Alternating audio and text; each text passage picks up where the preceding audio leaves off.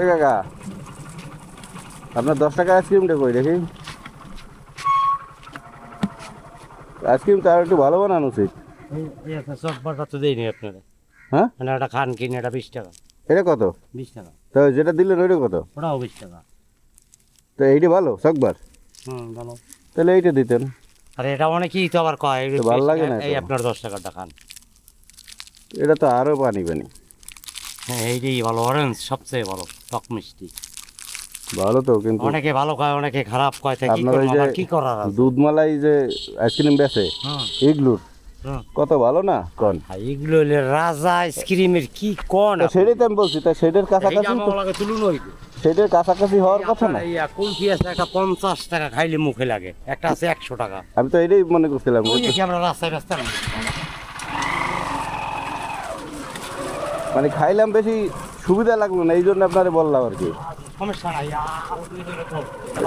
আর একটু ভালো ভালো হওয়া উচিত না? ভালো না হইলে তো পিছে পিছে দিয়ে পিঠে মতো বুঝছেন, 20 টাকায় আর একটু ভালো হওয়া উচিত, কারণ ইগলুর 20 টাকায়।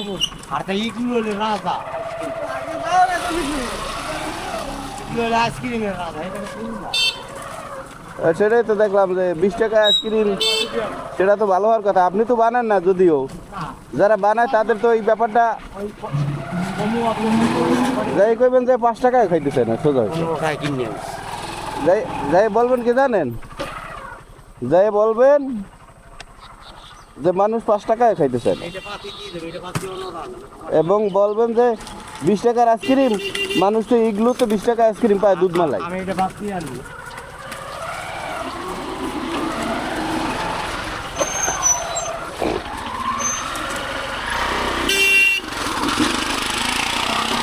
এবং কারখানা কোথায়? জিঞ্জিরা। একশো ঠকবাজ দে কাকা, এগুলো বিক্রি করলে পরবর্তীতে আর কাস্টমার পাইবেন না। আপনার দেখে যে মনে করেন কিনতে আইব, এই আইব না।